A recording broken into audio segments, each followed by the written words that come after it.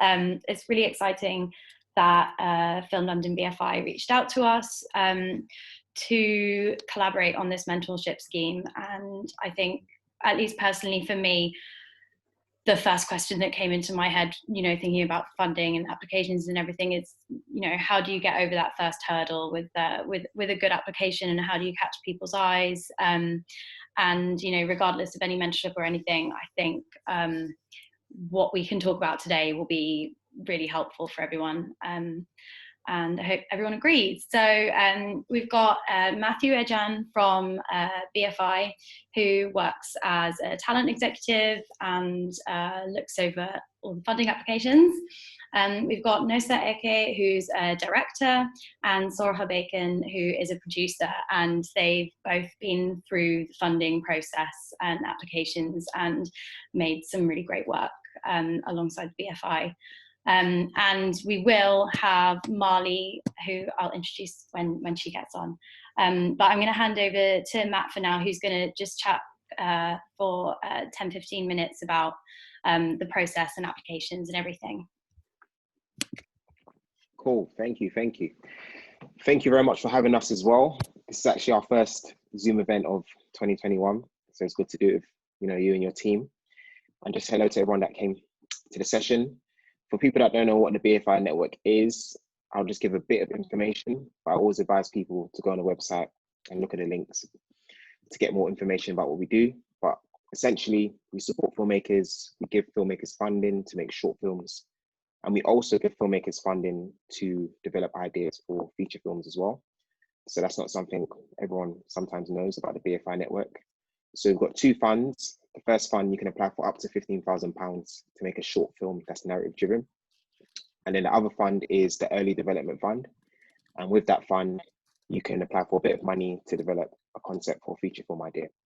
So when we say concept for a feature film idea, that will essentially be a treatment. So it's not fun to write the script, it's more fun just to get the treatment made. So the topic of this is, what makes a good funding application, which I feel in a lot of sessions, sometimes it can be quite airy-fairy about, we're looking for very bold and exciting ideas, even though we are. But I do try my best to give some specific tips for people that are trying to apply for funding out there. And I think the main tip I give to people is that your funding application starts before you actually submit the application. So when I say that, for example, a lot of commissioners are very interested in what you've made previously. And also, I always say to people, make it as easy as possible for people to discover who you are. And it's always useful if they actually know who you are already. So what ways can you do that? Number one, the internet, which is now our home right now. Everyone's living on the internet. I think it's not, time to be shy about sharing your work online. And even if it's a case of, your short's not available, but just being active online, I think makes a big difference in getting yourself visible and out there.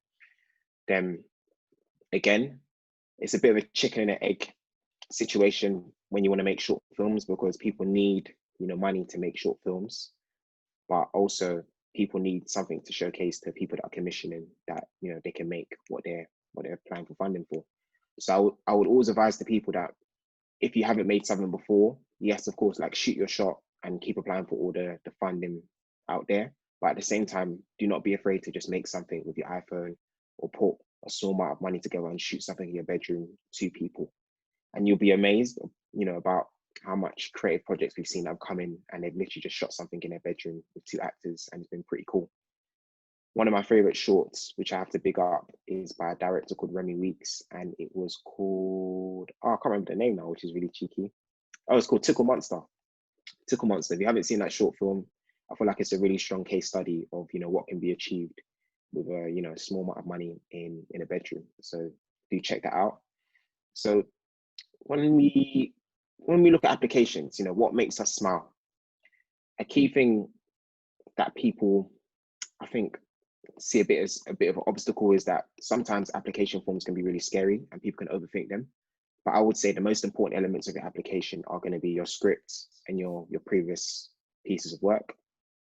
So if you're doing an application form, I would say don't get too caught up on all the, the technical details. The most important thing you should be focused on, as always, we're in the world of storytelling and filmmaking.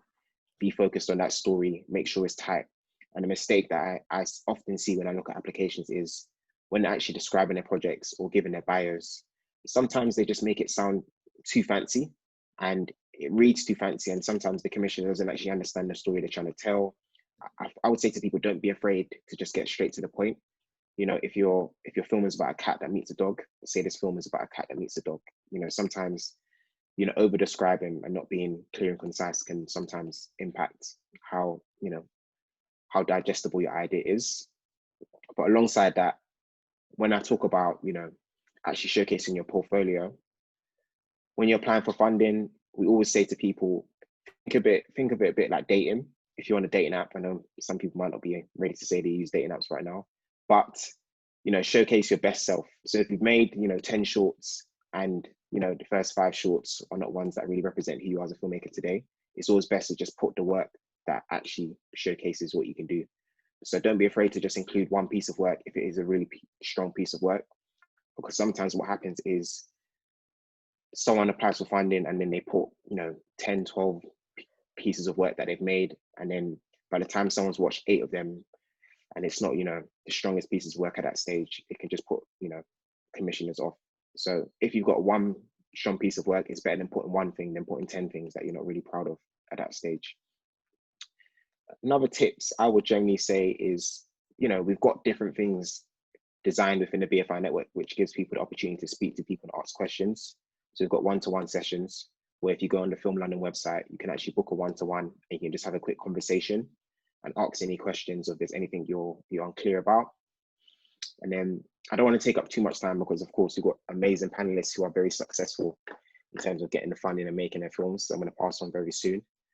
But I would definitely say is, you know, be honest about where you are as a filmmaker as well. So for example, if you're making your first short film and you've never made anything before, with the BFI network, you can apply for up to £15,000. It doesn't mean you can't apply for £5,000 or £8,000 or £7,000 for a more contained idea. I would say when a commission is reading a script, they might really love the script and the idea and the concepts, but ultimately they want to get a sense of whether the director and the team can pull this off. So of course, if you've made like some really ambitious work previously and you're trying to shoot something even more ambitious, then that's going to be perfect. But if you've never made a short before and you're saying, you know, this short film is going to take place in 3 different countries, it's going to be 10 lead actors, you know, we're just going to, you know, create a few red flags. So just be mindful about what stage you are as a filmmaker and don't be afraid to say, you know, I haven't made anything before and I'm stepping into the narrative and this is my opportunity to do that. I think, you know, honesty really shows in these applications, and ultimately this fund is there to support people on their journey and their career. So just being open and transparent is always useful. So yeah, that's my main tips, I would say. And also just shoot your shot. Sometimes don't overthink it. Just put the applications in, and there's lots of different fund. Actually, is there lots of different funders? I think that's a bit, you know, maybe not as many. There's a variety of different funders out there. So I would say, you know, speak to all the funders, you know, put as many shots out there as possible, but be creative about how you're going to get your short film funding as well. And of course, you know, producers can touch on this more. But if you know that, you know, hundreds of people are coming to the BFI network, of course, apply for that. But just think of someone who not everyone's going to. I think being creative with your fundraising is really important. So yeah, that's mainly it. You know, go on the website, get all the information from there. And if you need any more tips, just, you know, drop us an email or book a one-to-one session. But yeah, that's me. Just before I let you go, Matt, a couple of more like BFI related questions. Your funds, are they available to international artists and filmmakers? Say that again. Is it available to international? Yeah. So you need to be based in the UK.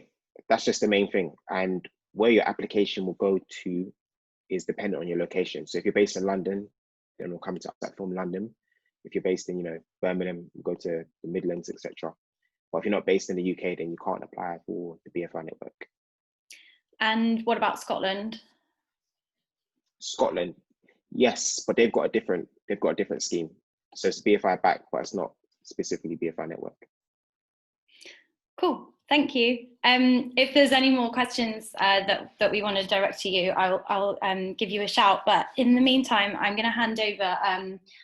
Sorcha, do you want to kick off just from the mentor side and talk us through your experience of BFI funding in the past and yeah, any tips you can give. And then we'll go on to Nosa, and then we'll speak to you, Marley. And then I think we'll close off by just taking as many questions as we can before the end. Yeah, so I've done 2 shorts through the BFI Network, and there's another one that I'm executing in the pipeline with the Southeast Fund at the minute. The first short I did was back in the day when Film London was slightly different, and that was called Rem Boys. And then I did another short film which I just wrapped on Sunday called Pram Snatcher with a producer called Archie, and we shot that up in Scotland, and that was supported by the BFI Network in their new variation of themselves. But I think what's really interesting about what Matt said about like what makes a successful application, I do think it's like being quite specific about what it is you're trying to say and what story you want to tell, because I think often I get sent sort of short film scripts that are so kind of ambitious and wonderful but totally unrealistic. And the short that I just did in Scotland, the original draft of that was sort of like it may as well have been a 30-minute feature, sort of spanned the 2 weeks, and it was totally unfeasible.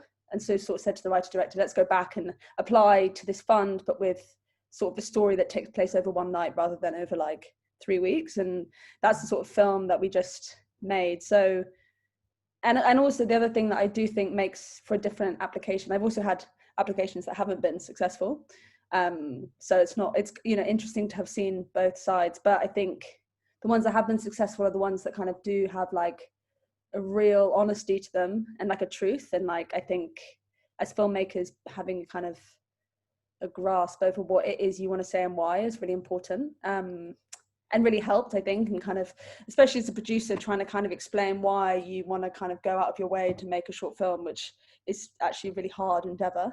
What is it that about the project that's special to you, and how can you kind of say that in a way that's coming from a place of like excitement and honesty rather than kind of arrogance and assumption that you should be funded, if that makes sense. So yeah, that's kind of been my brief journey, conscious of time. I'm sure we'll get more into it. Thank you.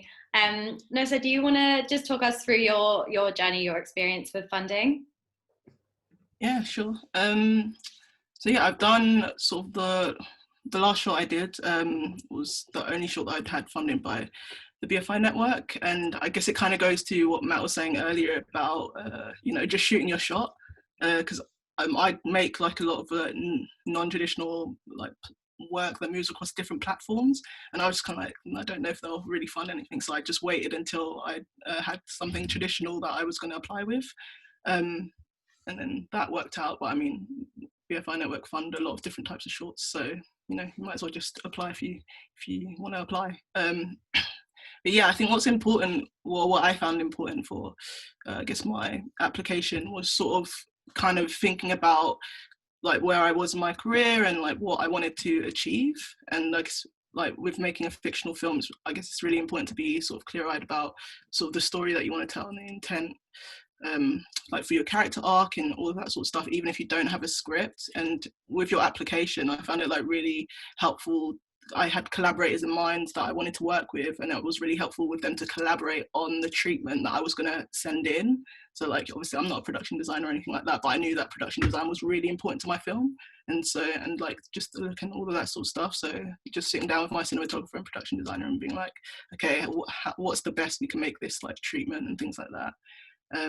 And I guess also, if your sort of personal aim is to make, a camera phone film, like just maybe be mindful about how much money you're sort of asking for. You don't need to go for like the top like notch of money, but a lot of my stuff had been self-funded beforehand, and I kind of in my career I was like, I just really wanted to show that I could work with a bigger budget and something more traditional. So I kind of just like tailored my application and the sort of funding around that. So people who saw that short would be like, okay, this is a step up in their career, they can work with bigger budget stuff and things like that.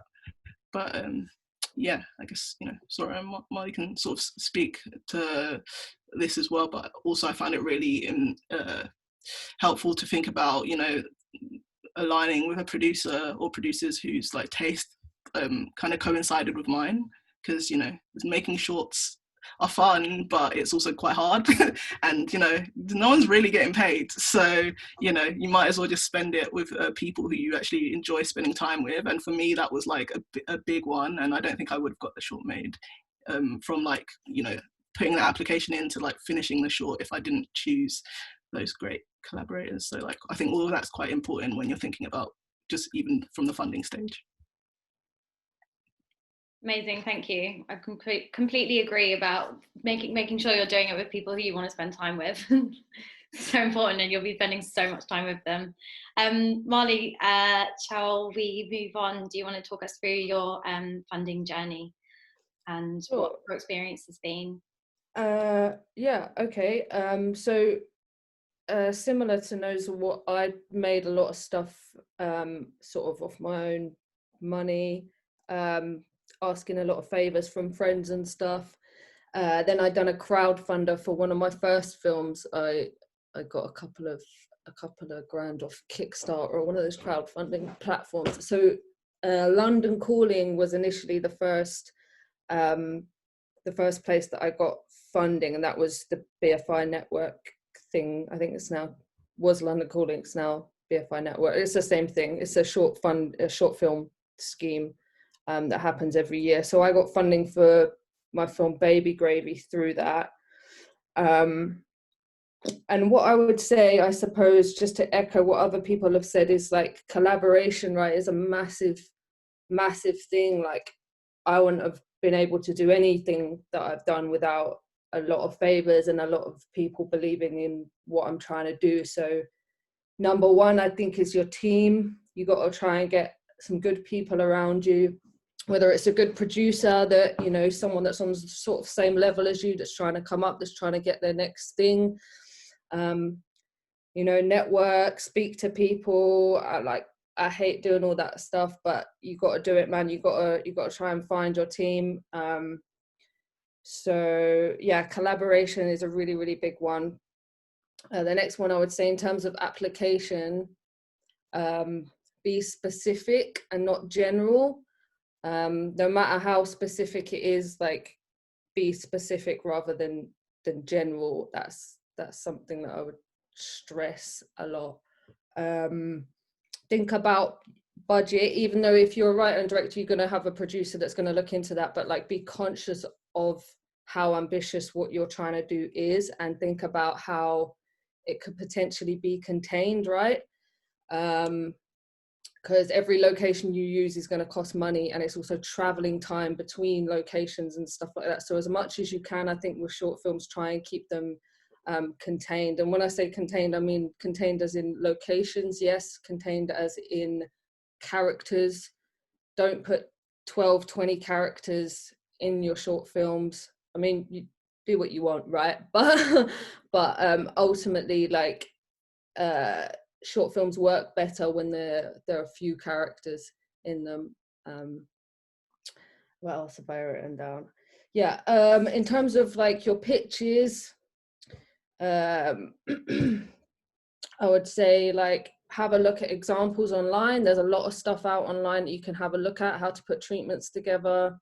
Think about comparison films. So if you've got like some offbeat horror comedy, have a look at the films that sit in the same realm as it. You could possibly use them as comparisons within your treatment, so people know where your film sits.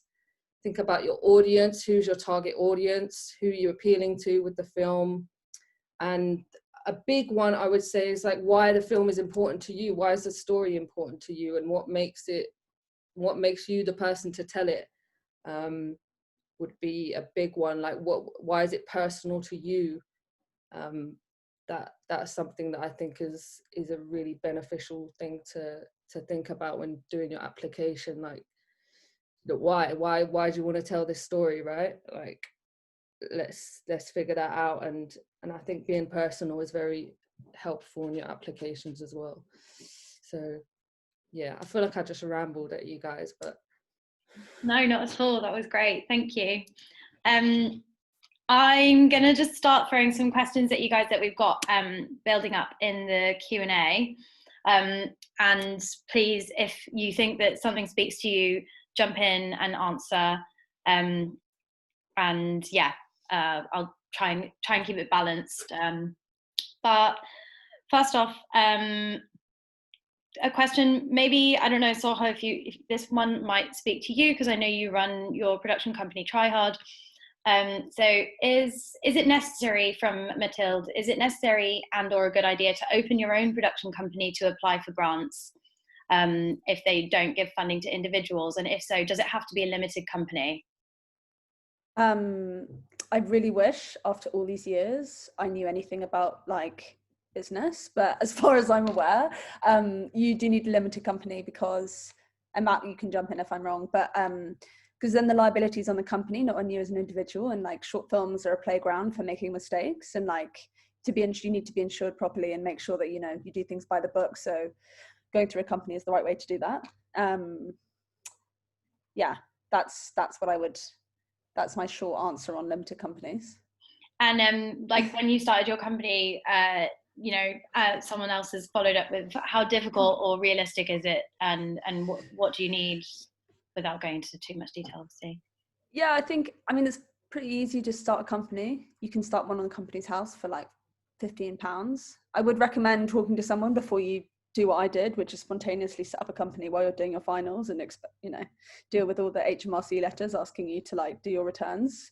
But yeah, I think if you know what you're doing, like I think sometimes you can find that for different short films, you sometimes set up different companies so that all the rights are contained within that specific company. So like you might have it's called an SPV, but that could be the like one specific company that you can put together just for that film. And sometimes that works on some projects I've done where I've had the writer or director also be a kind of rights holder, so they can have kind of the rights to the film, but that's probably going to confuse things. So I think if you're kind of wanting to make more than one film and like do a career of it, like all producers I know have a limited company. So I think it's definitely something to do. But do speak to like an accountant and a business advisor before you sort of start pressing buttons on company's house. Thank you. And I'm probably Matt, but are the BFI funds just for fiction, or do you have non-fiction as well? So for the BFI short film fund, it's just for narrative-driven shorts. If you're looking to do documentaries, then I would definitely say look at Doc Society, because they look after the majority of all the funding for documentaries. And are there any previous BFI funding applications available for people to view? There's not, you know, that's a good question. But on our website, we've got like lots of, you know, articles, and it gives, you know, the general tips. So that might be something worth looking at in the future for us. And another one for anyone. I guess when you guys made your films, you made it kind of in a cohort of other filmmakers who'd received funding. What was, and for you guys as well, when you did win funding, how many of you were first-time filmmakers, and yeah, how fresh is everyone, and like how experienced are most people who get this funding?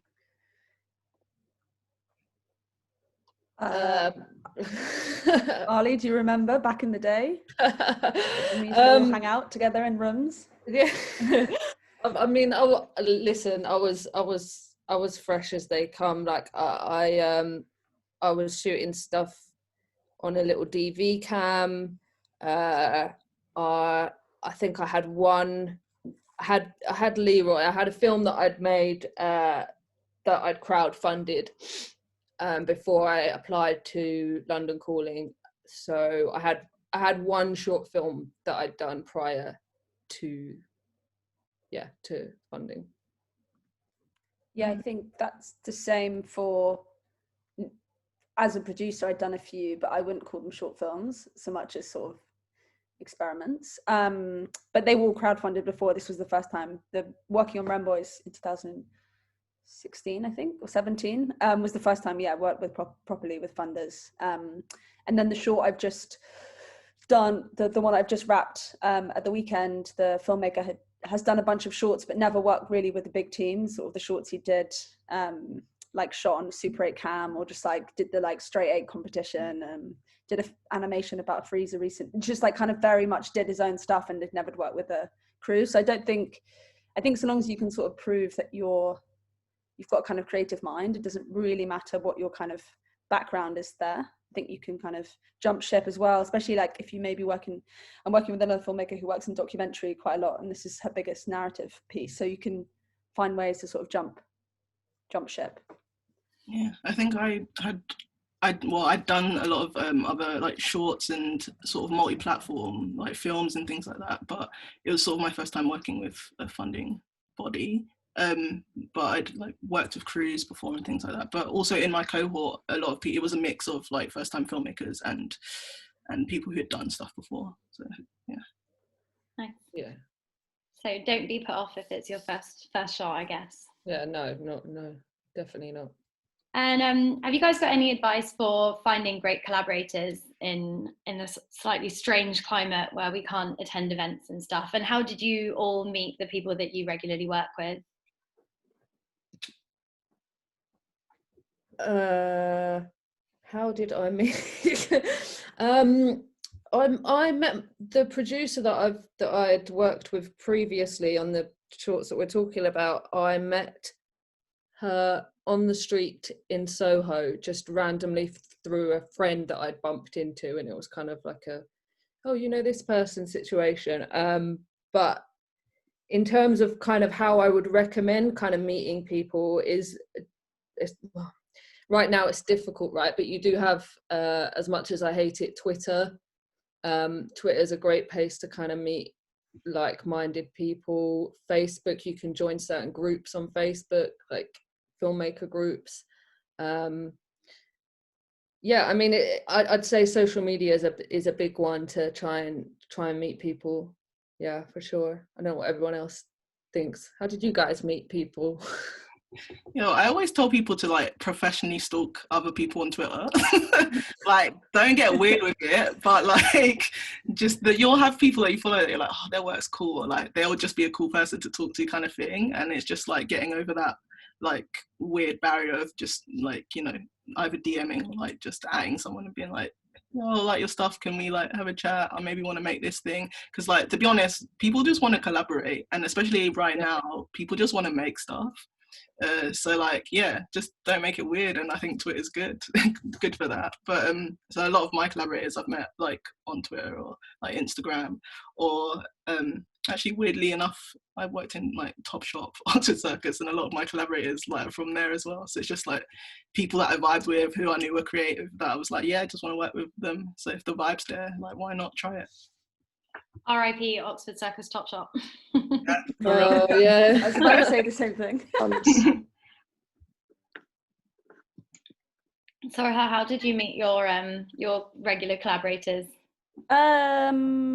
Through friends of friends, I think, you know, like quite a few collaborators from university, and then sort of actually the people I work with or just have worked with and have great relationships with have just been people who've just sent me, as they call it in the industry, an unsolicited email. And sometimes they're really good emails, and I just like to meet new people. But I think it's sort of changed quite a lot. I think Twitter seems to, especially now, like I don't envy anyone trying to find a collaborator in this time, but I always like still, you know, if I see a short that I really like, I always reach out to the director and writer and say, let's have a Zoom tea or something and just chat about, you know, what you're doing next, or if there's any projects and any chance to collaborate, even if it's weird and like zoomy.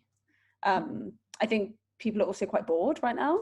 I don't know about you guys, but like I'm getting quite tired of being indoors. So like there's definitely more space to kind of have those conversations in some ways, even though I think a lot of people are maybe feeling the fatigue of it all as well.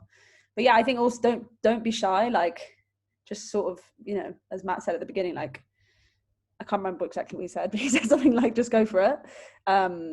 So yeah. Nice. Some people just, yeah, exactly. And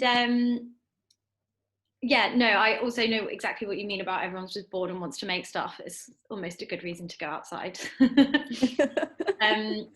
Do you guys have any advice or guidance on applying with a genre script, like a comedy script, rather than a straight drama?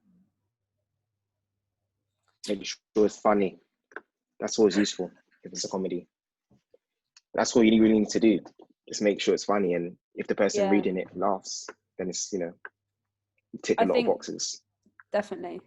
I think I've never thought I would do comedy because I don't know, I just tend to do quite sad, dramatic films. But actually, the comedy I've just did with BFI Network, it was just something that when I read it, it just was like, I can't explain the sensations of laughter. And that's the kind of comedy that you want, something that really jumps off the page. Or like, same with, I don't get a lot of horror scripts, but I'm sure if I did, you really want to feel that on the page, the kind of feel the genre coming out. Yeah, if that makes any sense. I would agree. My short that I made with the BFI Network was sort of I don't know, I guess it was like crossed horror thriller, like it was inspired by like early Spielberg kind of stuff, because that's the stuff that I like. But to get the point across, it was just literally just making like mood boards and like visual reels and stuff like that, and like showing them first to actually my collaborators, and then like getting their take on it and seeing if what I had in mind comes across, and then also getting their references in there, and then sending it across to BFI Network when we applied. So that's what I'd say.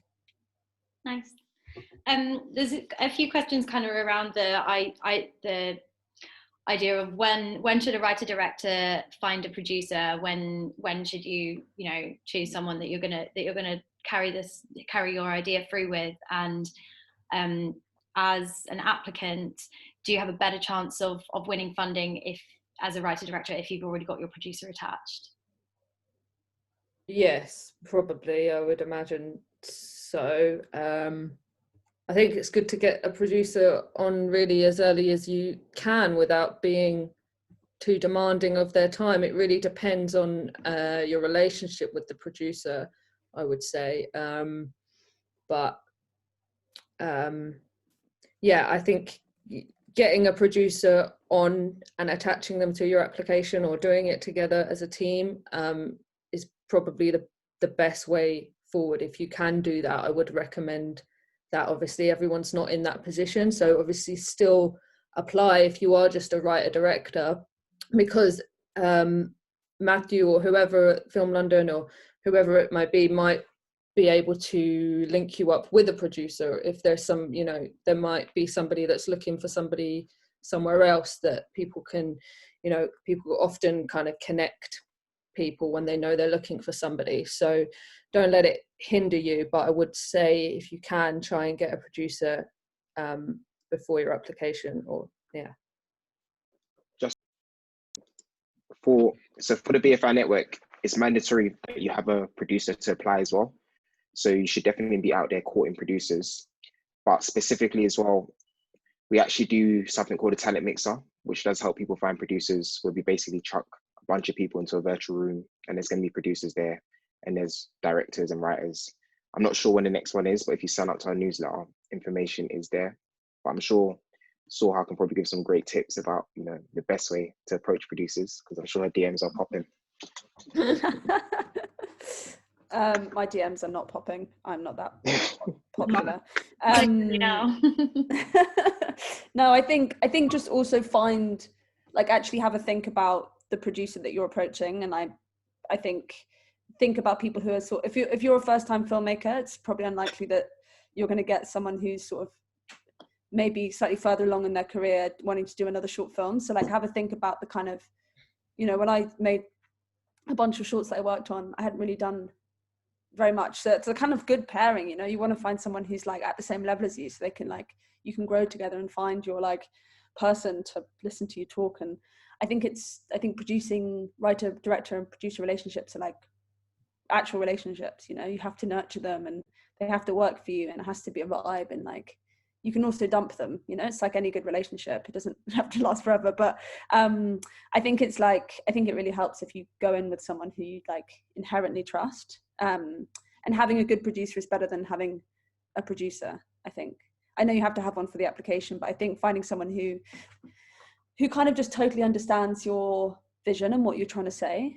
And even if they don't necessarily have the like a backlog of 15 shorts they've done, but they have like a lot of experience and they care about your project and they have experience doing something else, or like they're creative, or, you know, I think that's really what like finding a good producer is. It's like a, you know, it's a collaborator. It's not just someone to find you money. Like, I think that's a massive mistake when people email being like, hello, can you find me 20 grand to make my short? And actually that's not really what, that's actually honestly impossible. So pretty much it's a very difficult task to fund shorts. So yeah, just kind of think about that and be mindful when you're sort of emailing producers you don't know.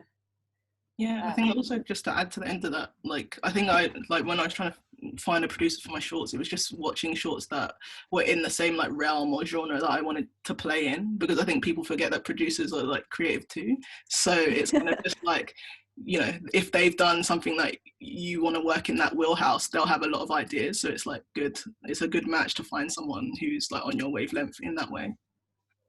Totally, that's such a good point, Nosa. Yeah, find someone who like it, yeah, like has a slate or has a kind of clear idea of like what they want to, what they've made, and if that works for your project. But at the same time, like, you never know, you might get a comedy script that's like popping that you never thought you were gonna do. Move on to this question. I think it's really important. Had you all worked on other people's films or on larger sets before you went and made your own? No, not me, no. Go on, Nosa. Yeah, I hadn't worked on other people's films. I'd worked on like some commercials and stuff like that. But that was about it. I learned so much from Alex Blue, who's an amazing producer. I line produced a short film that she did with Creative England back in 2015, and just like learned a lot from her. But like, I kind of, the first shorts I did, I just made up what being a producer was. You know, doing 22-hour shoot days and having no idea when to call wrap.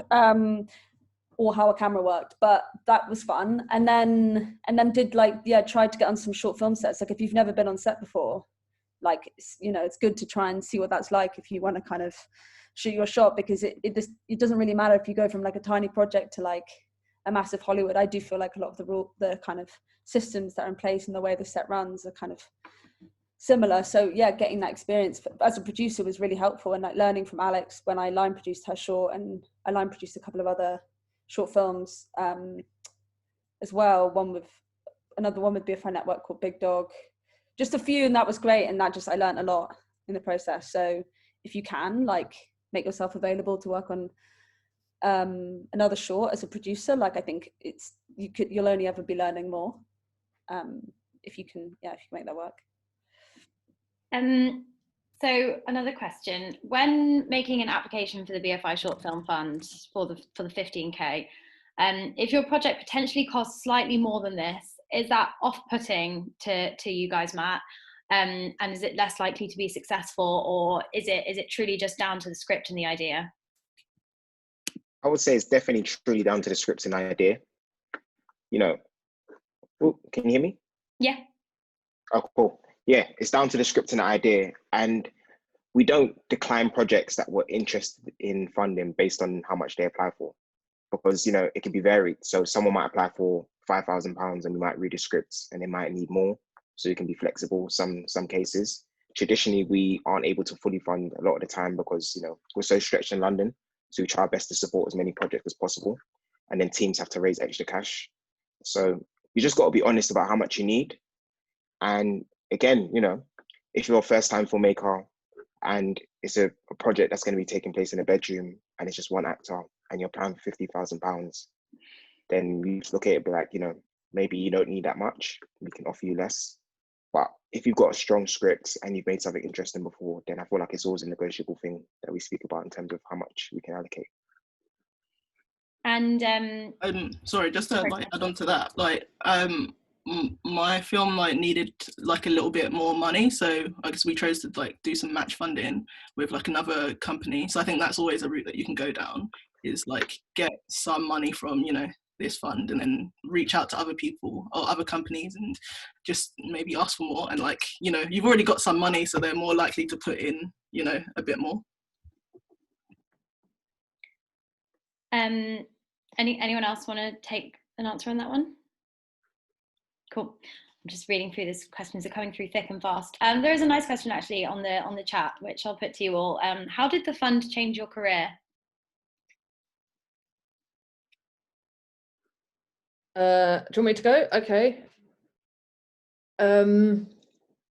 So doing the short enabled me to be able to do the feature, because I went on to get feature funding from Film London as well. I wouldn't recommend doing them both at the same time, which is what I ended up doing.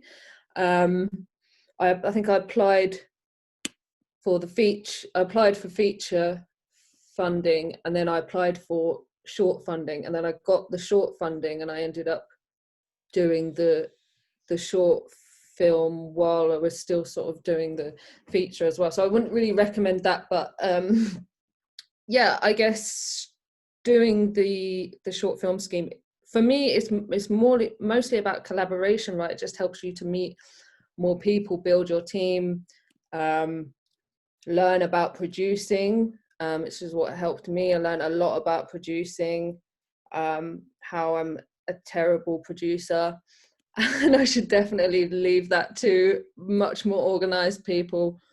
But yeah, the question was how's it helped your career? I think it just gives you the confidence, right, to carry on and keep doing what you're doing, right? For me, yeah, that was it. Yeah, I think, you know, doing a short, because I'd done like a lot of like non-traditional stuff beforehand, so sort of like, yeah, multi-platform stuff. I just applied to this one because I wanted to show that I could, you know, do something with a bigger budget, but I didn't know if they were going to fund anything else that was non-traditional, so I applied with a like traditional short. And then after doing that, off the back of that, the BFI then are funding my feature. So it was kind of to show them that like I had previous work that I can show that like, so they could see I could work in that like non-traditional wheelhouse, because that's what my feature film ended up being, is like an AR feature film. But what the short film did was show them that I can work with like a really like a bigger budget, which is like obviously also what the feature is. So it was kind of just like that in-between stepping stone that I needed to get to the next step in my career. Yeah, I'd be lying if I said it didn't really change everything. I just think it, like, getting funding from BFI and, you know, the success of those shorts just like propelled my career and sort of legitimized the hobby. What was before was a hobby I was doing with friends, making experimental movies. So yeah, it was amazing, and very grateful to keep being able to make that other short. But I think, yeah, I don't know what I'm trying to say. I think it's just been great. It's been really amazing, and also just like feeling like you're part of a kind of network of other filmmakers, and, you know, meeting Marley and Nosa on, like, you know, through short films, really. That's kind of how we all sort of got connected in the first place. It's just really nice having that little community in London, of just filmmakers making stuff and coming up together. It's amazing. And then, yeah, just like loads of doors opened, and I think that wouldn't have happened without you know, a really strong short to show for it. So yeah, very grateful for that opportunity. Nice. Can I just like jump in, because I feel like oh, light went out, but I just feel like this question never really gets answered, but I know that BFI Network are like doing some cool things in this area. So an anonymous attendee put, do you only fund traditional films, or would BFI fund something which falls into a less traditional type of storytelling? And obviously I went with a traditional short, but then the feature that they ended up funding is sort of less traditional type storytelling. And I know that the BFI just funded like a VR short film or something like that from Alex Rule. So maybe Matt can speak to that. Well, in my history so far, I think I haven't read like a VR submission. So people aren't really submitting that many. And of course, maybe, the evolution of that is not going as fast as it should be. I would say, when we say traditional or non-traditional, a lot of the questions come whether it's narrative driven or whether it's going to be artist led.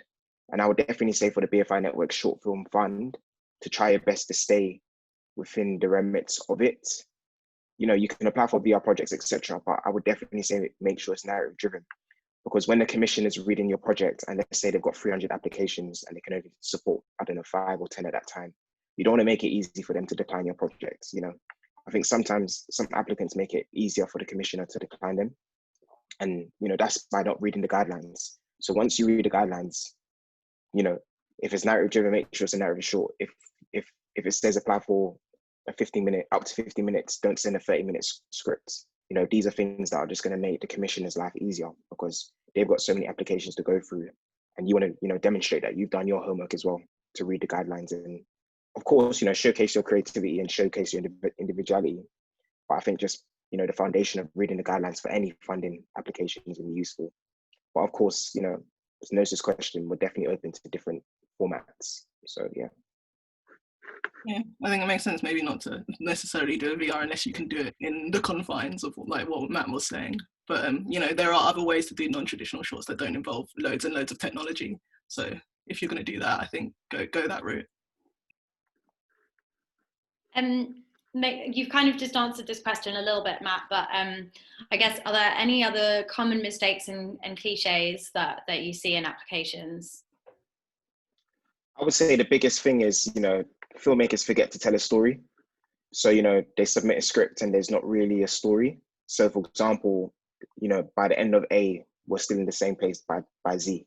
So, something should happen. We're not trying to say there needs to be some massive, big transformational journey. We don't need like, traditional ABC storytelling, but you want to move the reader emotionally. And, that can be demonstrated for your writing.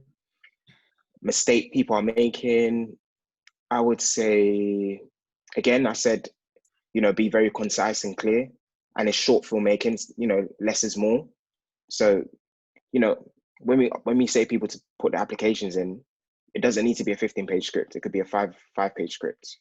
Don't be, confined to saying, up to £15,000, up to 50 minutes. You can actually apply for, again, like I said, £5,000 and use less pages.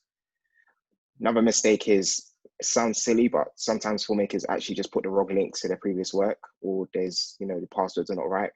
Just, get someone else to look over the application as well, because it just showcases a level of care. Mistakes. I would say just really get better at pitching your idea as concisely as possible and articulating your idea in an exciting way. Because sometimes, filmmakers, they've got really impressive ideas, but the way they've articulated it just doesn't showcase it in the best light. And it's about understanding that ultimately, for me, I believe like the best stories are, universal, and they can relate to someone, a granny somewhere else and a young person somewhere else. So, focus on the emotional core of your story and how that can resonate with people. Because a lot of the time as well, we get submissions and, of course, a lot of the submissions we get come from very personal places. But I think sometimes when someone's invested in their own personal experience, they can pitch it as like an issue film. So for example, this film explores mental health, this film explores racism, but what's the universal theme that's going to connect, with any audience, wherever they're from. So yeah, I would say that's the common mistakes, I think. Thank you. And for you guys, when you're putting together your treatments for funding or wherever else you're going to pitch, do you have a usual treatment structure that you stick to? And yeah, how would you go about that process of treatment writing? Shall I go? Sure.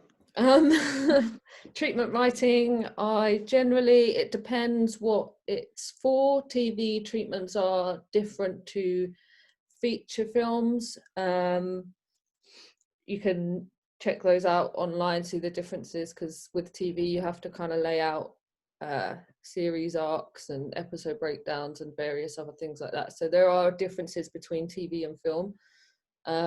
Generally, I kind of use the same sort of template, but I change it up depending on what it is. You know, I use a lot of visuals in my templates. I try and make them interesting for the reader to look at.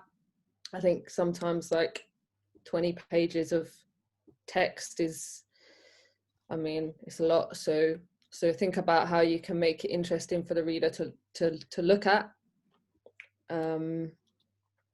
Yeah, I mean, what do you guys, Sorcha, what you saying treatments?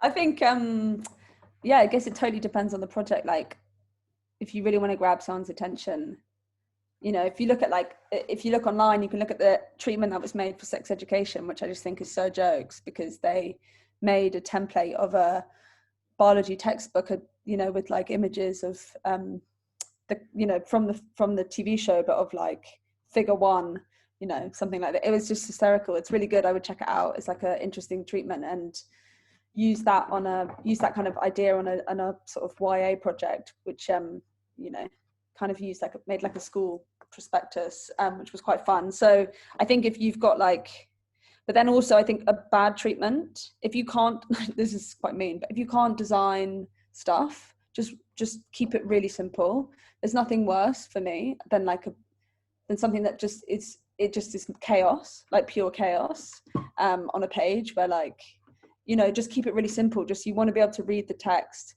and look at the images and know what they mean and how they link up and what they're trying to say. It's like better to just have like, honestly, image and text that make sense and work together than like thousands of images for like, you know, 100-page treatments that are just like not really saying what you want to say. So I think just keep it simple, and like good chapters are like, you know, like synopsis, log line, synopsis, tone, cinematography, production design. I mean, if you want to go in for a short, I think that would be pretty reasonable. Sort of tick off those bits, but treatment often means so many different things in the industry. Depends really what you need. Yeah, I kind of just echo what Marley and Sorcha both just said. I usually just try to stick to like premise, and then like mood board / tone, themes and character arcs, production design, and then possibly like an excerpt of the script if I have it. So yeah. Thank you, guys. I'm gonna throw 1 or 2 more questions before we wrap up. Are there any particular genres or themes that are lacking right now that funders might be more interested in due to underrepresentation? Say, you know, as a lot of people probably know, in the world of shorts, we do get a lot of like dark and gritty dramas and, you know, really sad stories. And, you know, we are interested in getting some comedies in. But again, it just comes down to, we're not too fussed about the genre. We just want a really good story. That's what it comes down to. But we definitely, majority of our applications are all, you know, gritty dramas, coming of age, someone staring out a window, the typical stuff you see in short films. So yeah. And oh, go ahead. Sorry. I was going to say, I used to ask those questions a lot, but I think do what you want to do, right? Like don't ask Mathieu what he wants. Don't, write what you want, right? And if it's good and it's you know, if they see something in it, that they'll see something in you, and they'll invite you in for a chat. I would just I would encourage you not to think about what they might want, because trust me, it changes all the time. And also they don't know what they want till they've got it in front of them. That is another thing. You can have all the conversations you like about, oh, what you guys looking for right now, like, you know, I can write whatever, you know, but I just say, just forget about that. Write what you want to write, and yeah, just make it happen. Don't think about what they want. Think about what you want to do, because otherwise you'll be asking those questions forever, you know. what people want. They don't know what they want. Trust me, they don't know what they want. Like, you could think about it in that way that like you're going to be working on this for like however long, like maybe the year. So like if you're writing for someone else, like you're going to be bored. You're just going to be like, why am I doing this? So like, you know, you just kind of have to do what you really want to do. And I think short films are like, you know, a showcase into like, I guess, your psyche in a way, but like, you know, how you would do things, and people want to know your voice, and so that's your time to do it. Definitely. Just to jump in as well, and it's about understanding different commissioners. You know, they come from different backgrounds and are interested in different things. When I say different things, there might be a commissioner that's very much script leaning, or you might find a commissioner that's very much talent leaning. So they're going to be more excited about the previous work that you've done. So I saw there's a few questions about, you know, you've made some music videos and documentaries. Personally, you know, if you're a photographer or you work in theatre, if you've made something interesting, I see you as a storyteller.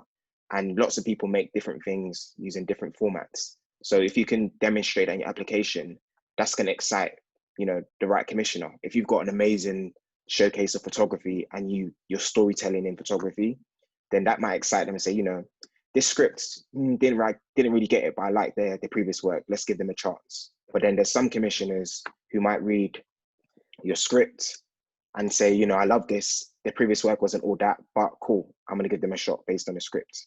So, you know, it's funded by the National Lottery. I do say funding is a bit like a lottery itself. And always remember as well, ultimately, I like to use the analogy that, you know, we've got a car, maybe we can fit in 10 people. If we receive 300 applications, there might have been 290 people who had an interesting idea. Don't get discouraged if you didn't get the funding. Ultimately, there's only so many people that can get the funding in a year, and that's just the fact of it. So remove yourself emotionally from applying for funding. Just speak to as many different people as possible and just shoot as many shots. And then hopefully one of them, you know, gets in bed with you, and then someone else might get excited. And then after that, they can jump in as well. But just shoot as many shots. And if you get declined, apply again, because there's no limit on how many times you can apply. But the only thing is you can't apply for the same projects. So that's my main thoughts. Thanks so much, Matt. I think that is a good place to finish. There's so many questions and it would take us all night, but I hope we've covered as much ground as is useful to everyone. So what we're doing to carry on the partnership, Girls in Film and BFI Network, is we're going to invite everyone to submit their short film ideas.